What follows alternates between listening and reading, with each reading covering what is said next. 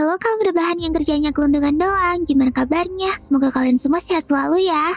Di video kali ini, aku bakalan ngebawain alur cerita dari anime K-Project. Anime ini berlatar di sebuah kota yang bernama Shizume, sebuah kota dengan teknologi yang sangat maju. Namun, di kota ini terdapat beberapa kelompok penguasa yang disebut dengan klan. Setiap klan dipimpin oleh orang yang dipanggil dengan sebutan raja.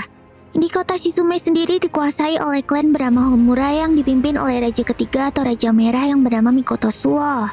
Mikoto menjalankan kekuasaannya dengan dibantu oleh bawahannya yang setia. Di antaranya ada seorang gadis loli peramal yang bernama Ana Kushina, serta jenderal perangnya yang bernama Misaki Yata dan Izumo Kusanagi. Keadaan kota yang tadinya damai sekarang menjadi mencekam setelah terjadi peristiwa pembunuhan yang menimpa salah satu anggota klan Homura. Tangan kanan Mikoto yang bernama Totsuka dibunuh secara sadis oleh seseorang yang mengaku sebagai raja klan ketujuh atau raja tanpa warna. Dan Totsuka berhasil merekam wajah pembunuhnya tersebut. Dan wajah pembunuh itu mirip dengan seorang siswa dari Akademi Asinaka yang bernama Yashiro Isana. Shiro sendiri adalah seorang siswa yang ceria dan cukup populer di sekolah karena tingkahnya yang lucu dan konyol. Ia selalu diikuti oleh kucing putih peliharaannya yang sangat imut dan jauh dari kesan seorang pembunuh. Namun meski demikian, dia tetap diburu oleh para anggota klan Homura. Bahkan Raja Merah Mikoto pun sampai ditangkap dan dipenjarakan oleh Raja Biru yang bernama Reishi Munakata dari klan Biru Chapter 4. Klan Biru sendiri adalah klan yang menjaga keamanan kota selayaknya polisi. Mikoto ditangkap saat sedang mencari keberadaan Shiro dan merusuh di sebuah gedung organisasi mafia. Namun beberapa minggu setelah tertangkapnya Mikoto, Yata melihat sosok Shiro yang berada di kerumunan kota. Para anggota klan merah pun langsung bergegas mengejar Shiro. Shiro yang sepertinya gak tahu apa-apa itu pun akhirnya harus lari untuk menghindari mereka. Lalu saat Shiro mulai terlihat terdesak, tiba-tiba muncul seorang pria gondrong membawa pedang yang membantunya. Dengan kekuatannya yang dahsyat, pria tersebut pun berhasil membawa Shiro kabur dari kejaran klan merah. Pria itu memperkenalkan diri sebagai Kuroyo Togami, pengikut setia mantan raja klan ketujuh, raja tanpa warna yang bernama Miwa Ichigen. Dan atas perintah raja terdahulu, Kuro diharuskan membunuh raja ketujuh selanjutnya apabila ia terindikasi sebagai raja yang jahat. Dan sepertinya Kuro telah mengetahui rumor bahwa Shiro telah membunuh salah satu anggota klan merah tersebut. Sama seperti anggota klan merah tadi, ternyata Kuro juga ingin membunuh Shiro dengan tangannya sendiri. Shiro yang kebingungan itu pun sepertinya tidak bisa mengelak lagi, karena video bukti pembunuhan tersebut telah disiarkan ke seluruh kota. Lalu, bagaimanakah nasib Shiro selanjutnya? Benarkah dirinya adalah raja tanpa warna sekaligus pembunuh yang sadis? Oke deh, gak usah lama-lama lagi. Yuk langsung aja kita rebahan dan nikmati ceritanya. Tapi jangan lupa buat subscribe, like, dan komennya di channel ini, biar aku makin semangat buat bikin konten. Thank you, Mina. そんなことは信じてほしくないんだよ。その僕が殺されたら妹は一人ぼっちになってしまう。だって妹は僕がいなくなったら。なんだこれは。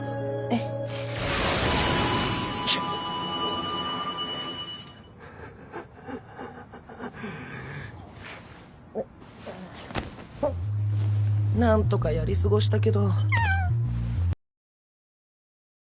Setelah berhasil meloloskan diri dari Kuro, Shiro pun kembali ke asramanya. Ia pun kembali memikirkan kenapa dirinya dituduh sebagai pembunuh oleh orang-orang tadi.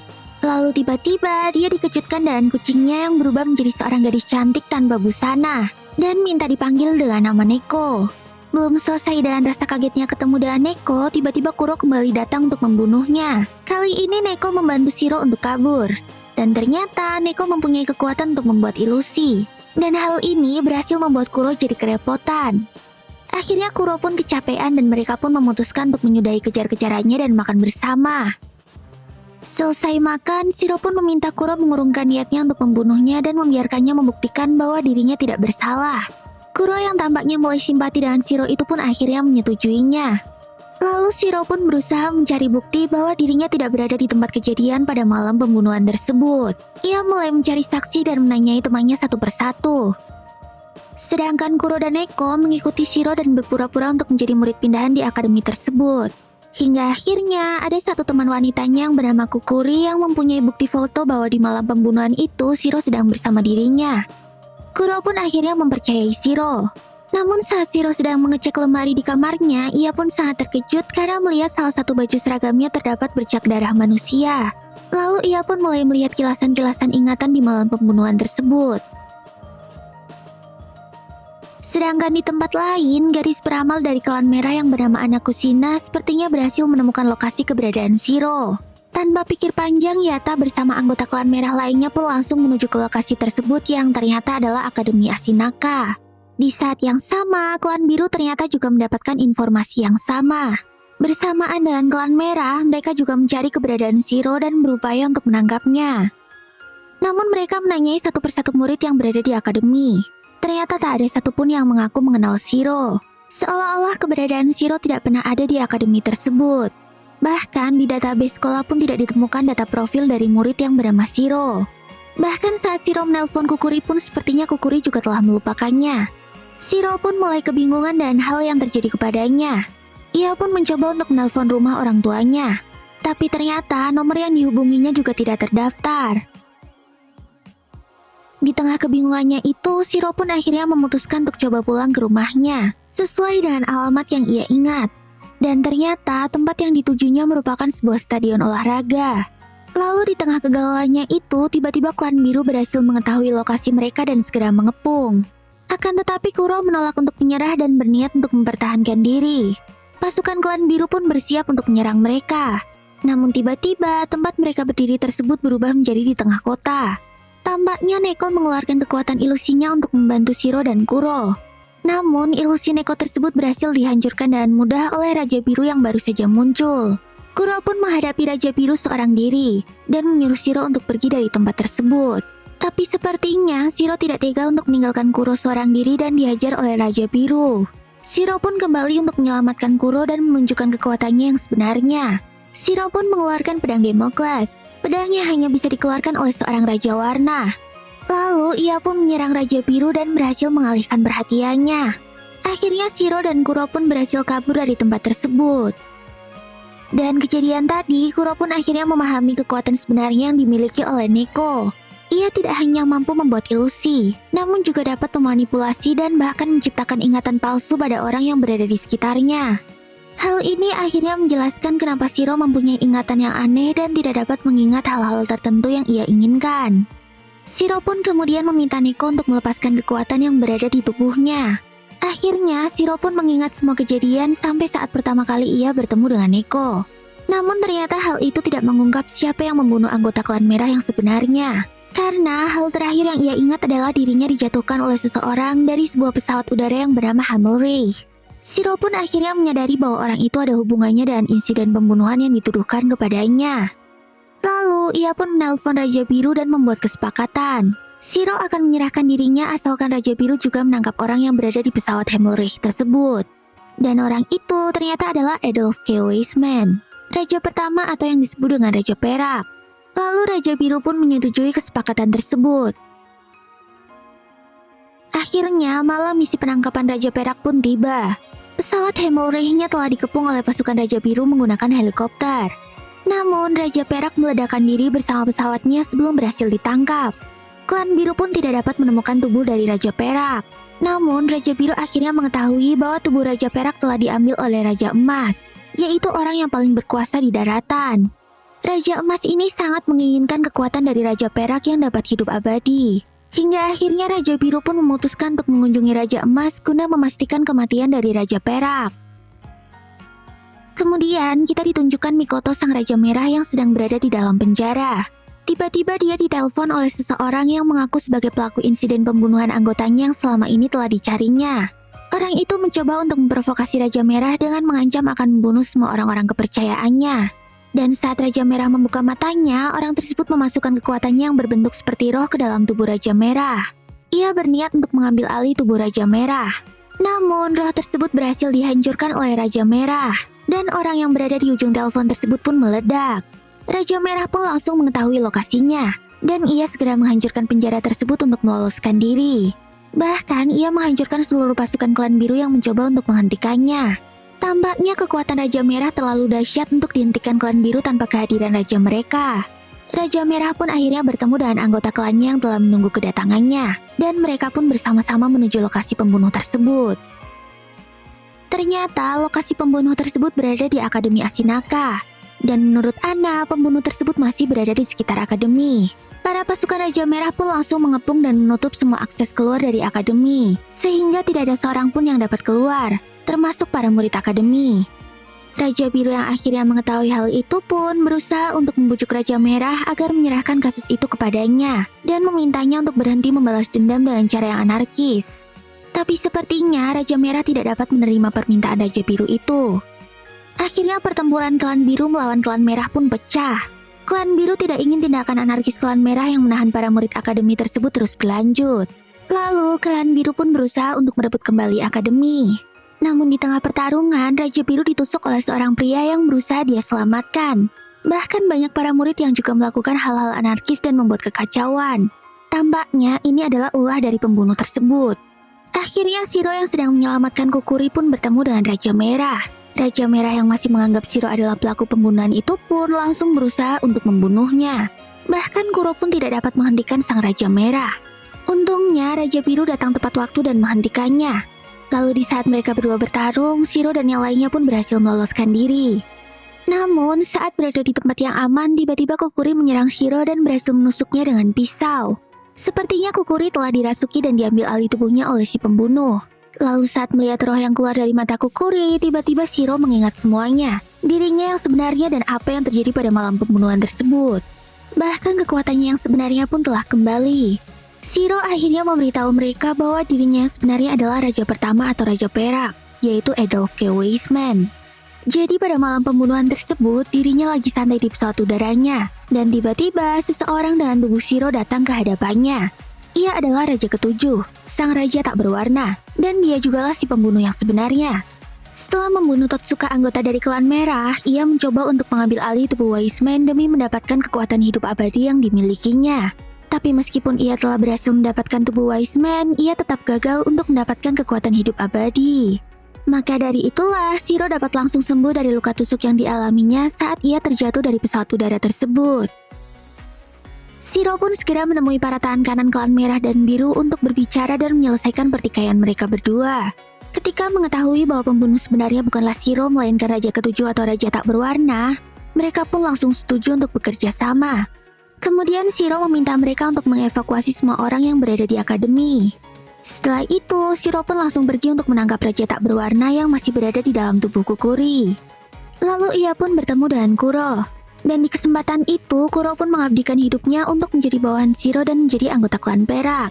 Akhirnya mereka berdua pun bertemu dengan Kukuri dan mencoba untuk menangkapnya. Kuro yang mempunyai perintah dari Raja Tak Berwarna terdahulu pun berniat untuk langsung membunuhnya.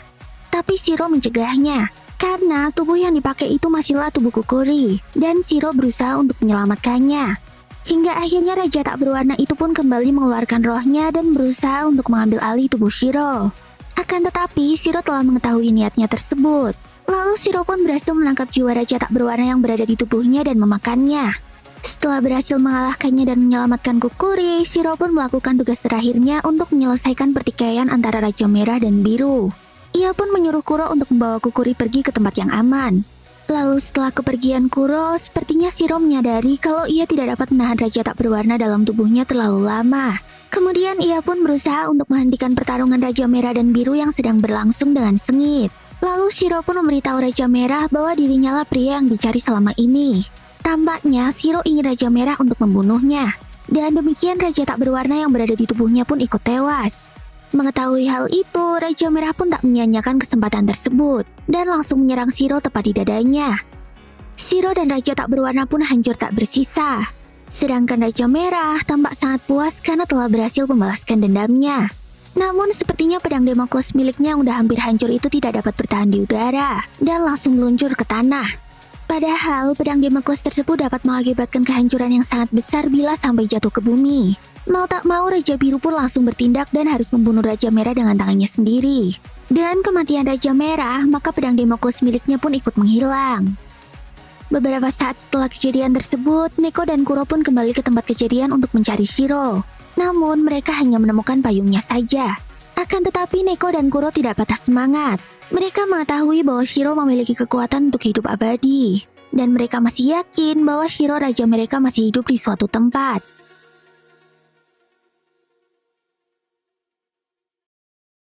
Satu tahun setelah menghilangnya Shiro, muncullah satu klan yang mulai membuat kekacauan di seluruh kota, yaitu klan hijau. Klan hijau ini mempunyai anggota yang sangat banyak. Mereka mempunyai sistem perekrutan seperti halnya game online. Dan menggunakan jaringan internet yang disebut jungle, semua orang dapat masuk menjadi anggota klan hijau. Lalu ketika para anggota menyelesaikan misi, maka mereka akan mendapatkan poin dan naik level. Semakin tinggi level yang dimiliki oleh anggota tersebut, maka akan semakin besar pula kekuatan yang akan diberikan oleh sang Raja Hijau yang dikenal dengan nama Nagara Hisui. Kemudian selain membuat kerusuhan di kota, mereka juga sering memprovokasi klan merah yang sekarang dipimpin oleh Ana sebagai Raja Merah baru. Namun tujuan mereka yang paling utama adalah mencari Raja Perak, raja yang paling berkuasa. Maka dari itulah mereka juga mengincar Neko dan Kuro. Menurut Raja Biru, klan hijau ingin menguasai batu Dresden Slate, yaitu batu yang menjadi sumber kekuatan para Raja Warna. Dan batu itu dijaga oleh Raja Perak dan Raja Emas. Lalu suatu hari, Kuro tiba-tiba mendapat pesan dari orang tak dikenal yang ingin bertemu dengannya di jembatan akademi. Ternyata orang yang mengundangnya tersebut adalah Yukari, salah satu tangan kanan Raja Hijau. Lalu tanpa basa-basi lagi, Yukari pun langsung menyerang Kuro, dan mereka pun segera beradu mekanik. Di pertarungan itu, Yukari terlihat berada di atas angin dan semakin mendesak Kuro. Hingga akhirnya, Yukari pun berhasil menundukkan Kuro dan akan segera membunuhnya. Neko yang melihat kejadian itu pun langsung berteriak memanggil nama Shiro dan berharap Shiro akan muncul untuk menyelamatkan Kuro. Dan secara tiba-tiba, muncullah Shiro yang terjun dari atas langit. Ternyata semua ini memang akal-akalan klan hijau untuk memancing Shiro muncul. Lalu setelah misinya tersebut berhasil dan selesai, Yukari pun langsung pergi dari tempat itu. Neko dan Kuro yang syok dengan kedatangan Shiro pun langsung menyambutnya dengan sukacita. Kemudian setelah mengetahui bahwa Raja Perak telah kembali, kedua raja lainnya yaitu Raja Biru dan Raja Merah yang baru pun langsung datang menemui Shiro. Mereka memutuskan membentuk aliansi untuk melawan klan hijau dan mencegahnya mendapatkan Dresden Slate. Kemudian kita ditunjukkan suasana markas klan hijau. Di sana terdapat Raja Hijau Nagare Hisui, Yukari, dan dua orang kepercayaan raja lainnya yaitu Tenkei Iwafune dan Sukuna Gojo. Di sini kita mengetahui alasan mereka ingin mendapatkan Dresden Slate. Rupanya Raja Hijau ingin mengendalikan Slate dan membuat seluruh manusia di bumi mempunyai kekuatan seperti para raja. Hal ini tentu saja akan membuat kekacauan di seluruh dunia. Dan bahkan mereka juga sepertinya telah mengetahui tempat Slate itu berada dan akan segera pergi untuk mencurinya. Walaupun mereka tahu bahwa hal itu tidak akan mudah, karena ketiga raja telah berkoalisi untuk melawannya. Shiro yang telah mengetahui rencana Raja Hijau itu pun lalu menyusun rencana untuk menghentikan aksi pencurian mereka. Lalu di bawah komando Shiro mereka pun memulai misi pengamanan Slate tersebut. Hingga akhirnya para anggota klan hijau pun mulai tampak di area gedung tempat Slate itu tersimpan. Sukuna dan Yukari pun mulai menyerang dan memasuki gedung. Mereka berdua sepertinya ingin membukakan jalan untuk raja mereka. Para anggota klan biru dan merah yang berada di lantai bawah pun tampaknya tidak dapat membendung serangan mereka berdua. Hingga akhirnya Sukuna berhasil sampai ke lantai yang dijaga oleh Shiro, Kuro, dan Neko. Namun Kuro berhasil menghentikan aksi Sukuna tersebut. Kemudian di lantai paling bawah, Raja Hijau yang akhirnya muncul pun langsung menunjukkan kekuatannya. Dan kecepatan kilat Raja Hijau pun langsung memasuki gedung tersebut. Bahkan Raja Hijau juga bisa menjebol gerbang-gerbang yang menghalanginya dengan mudah. Hingga akhirnya ia pun sampai di tempat yang dijaga oleh Ana si Raja Merah. Pertarungan keduanya pun tak dapat dihindari lagi. Awalnya Ana terlihat terdesak oleh Raja Hijau. Namun karena merasa di atas angin, Raja Hijau pun tidak sadar bahwa Raja Biru telah menunggunya di ruangan lain. Lantas Raja Biru pun langsung berhasil menghantam Raja Hijau dengan telak. Dan serangan Raja Biru tersebut berhasil melumpuhkan Raja Hijau. Namun saat Raja Biru akan mengakhirinya, tiba-tiba muncullah sebuah pedang Damocles yang lain. Hal ini menandakan bahwa adanya sosok raja lain yang muncul selain mereka yang berada di sana. Dan ternyata orang tersebut adalah Iwafune, bawahan Raja Hijau yang rupanya adalah seorang Raja Warna, yaitu Raja Abu-Abu. Raja Abu-Abu pun langsung memulai serangannya. Bahkan Shiro yang telah tiba di tempat tersebut pun tampak kesulitan untuk menghadapinya. Ditambah lagi, Raja Abu-Abu juga menciptakan kabut tebal yang mengganggu penglihatan mereka. Raja Biru yang mencoba menghentikannya pun terlihat kewalahan. Dan bahkan Raja Abu-Abu pun dapat menghancurkan pedang milik Raja Biru. Raja Biru pun sudah tidak dapat berkutik lagi. Hingga akhirnya Raja Abu-Abu pun berhasil membawa pergi Raja Hijau sekaligus mencuri Dresden Slate yang berada di gedung itu. Aliansi 3 Raja Warna tersebut pun gagal untuk mengamankan Slate. Shiro pun terlihat sangat kecewa dengan dirinya sendiri karena tidak dapat berbuat apa-apa untuk mencegah Raja Hijau mengambil Slate itu. Namun Ana menyemangati Shiro bahwa perjuangan mereka belumlah berakhir. Kemudian di tempat lain, kita diperlihatkan salah satu orang kepercayaan Raja Biru yang bernama Fushimi tampaknya tidak puas dengan kekalahan mereka dan menyalahkan Raja Biru atas kegagalan tersebut. Akhirnya, ia pun memutuskan untuk keluar dari klan biru dan pergi dari tempat itu. Lalu tak lama kemudian, Fushimi pun membelot ke klan hijau. Bahkan ia langsung masuk ke jajaran anggota elit yang dipercaya oleh Raja Hijau. Sedangkan Raja Biru yang juga merupakan kepala polisi keamanan kota, akhirnya dipecat oleh Perdana Menteri dari jabatannya tersebut. Para anggota klan biru yang lain pun mencoba untuk memprotes keputusan itu, namun hasilnya nihil. Kemudian, Shiro yang beberapa hari ini telah mencoba mencari cara untuk merebut kembali Slate dan menghancurkannya, akhirnya berhasil mendapatkan ide. Bahkan, ia pun sangat yakin bahwa metodenya kali ini akan sukses. Namun tiba-tiba saja Shiro merasakan sakit kepala yang luar biasa. Tampaknya Raja Hijau telah melepaskan kekuatan Slate dan menyebarkannya ke seluruh dunia. Dan demikian setiap manusia di dunia pun memiliki kekuatan supernatural yang setara dengan para raja. Keadaan kota pun menjadi sangat kacau. Para masyarakat yang tiba-tiba mendapatkan kekuatan super itu tidak dapat mengendalikannya. Raja Biru yang melihat sumber cahaya Slate itu akhirnya mengetahui lokasi persembunyian klan hijau. Ia pun langsung bergegas menuju markas klan hijau tersebut untuk menyerang mereka. Namun tampaknya Raja Biru itu terlalu kuat untuk anggota-anggota keroco macam mereka. Kemudian tiba-tiba saja gerbang markas klan hijau itu terbuka. Para anggota klan hijau tampaknya sangat terkejut dengan hal tersebut. Dan ternyata hal itu adalah perbuatan Fushimi. Rupanya atas perintah Raja Biru, Fushimi telah berpura-pura keluar dari klan biru dan membelot ke klan hijau. Fushimi pun berusaha untuk mendapatkan kepercayaan dari Raja Hijau hanya demi hari ini. Dan Sukuna yang mengetahui pengkhianatan Fushimi itu pun ditugaskan untuk membunuhnya. Sedangkan di tempat lain, Raja Abu-Abu harus kembali rematch dengan Raja Biru. Namun kali ini Raja Biru dibantu oleh semua anggotanya. Dan berkat itulah Raja Biru pun akhirnya berhasil mengalahkan Raja Abu-Abu. Sedangkan di sisi lain, para anggota klan merah juga telah berhasil membasmi anggota klan hijau yang tersisa. Lalu Fushimi yang sedang bertarung dengan Sukuna juga telah berhasil mengalahkannya berkat bantuan dari Yatta. Hingga akhirnya klan hijau pun menyisakan 2 orang saja, yaitu Yukari dan Raja Hijau itu sendiri. Kemudian Shiro, Kuro, dan Neko yang sedang menuju ke tempat Raja Hijau berada pun harus berhadapan dengan Yukari terlebih dahulu. Kuro pun memutuskan untuk menghadapinya. Tampaknya ia ingin membalas kekalahannya dari Yukari kemarin. Sedangkan Shiro bergegas untuk mencari Raja Hijau. Kemudian di pertarungannya kali ini, Kuro terlihat mampu untuk mengimbangi kekuatan Yukari. Apalagi setelah Kuro menggunakan kekuatan yang diberikan oleh Shiro. Kuro pun berhasil mengalahkan Yukari dengan telak. Yukari pun pasrah dan langsung menyuruh Kuro untuk membunuhnya. Akan tetapi, Kuro melepaskannya dan membiarkan Yukari pergi. Sedangkan di tempat lain, Shiro pun akhirnya berhasil menemukan Raja Hijau. Ia pun harus bersiap menghadapi Raja Hijau yang tampaknya mulai menggunakan kekuatan Slate. Lalu keduanya pun mulai mengeluarkan kekuatan raja mereka. Dan 2 pedang Damocles mereka pun muncul di atas langit. Ana yang melihat kemunculan pedang Damocles tersebut pun langsung mengeluarkan kekuatannya untuk menghancurkan gerbang yang menutupi mereka. Pedang Damocles pun terlihat tepat di atas kepala Shiro dan Raja Hijau. Tampaknya inilah strategi yang direncanakan oleh Shiro. Ia berniat untuk menghancurkan Slate dengan cara menjatuhkan pedang Damocles miliknya. Dan dengan perhitungan yang tepat, maka pedang Damocles dan Slate akan saling menghancurkan satu sama lain saat bersentuhan. Sehingga tidak akan terjadi ledakan yang maha dahsyat. Raja Hijau yang mengetahui rencana Shiro tersebut langsung berusaha untuk membunuhnya agar pedang Damocles milik Shiro menghilang. Namun Kuro yang telah berhasil mengalahkan Yukari pun datang untuk menyelamatkan Shiro. Akhirnya, pedang Damocles milik Shiro berhasil menusuk Slate dengan telak. Slate pun berhasil untuk dihancurkan. Dan begitu, seluruh kekuatan para raja pun menghilang. Mereka sudah tidak memiliki kekuatan super lagi. Raja Hijau yang nyawanya bergantung dari kekuatan Slate pun akhirnya tewas. Shiro, Kuro, dan Neko pun segera pergi dari markas klan hijau yang akan segera meledak tersebut. Setelah itu, kita ditunjukkan Shiro yang sepertinya juga mulai kehilangan kekuatannya. Tubuh Shiro yang merupakan tubuh pinjaman itu akan segera kembali ke pemilik aslinya. Sedangkan kekuatan hidup abadi Raja Perak yang dimilikinya juga telah hilang bersama dengan Slate yang hancur tadi. Namun Shiro berjanji akan kembali bersama mereka bagaimanapun caranya.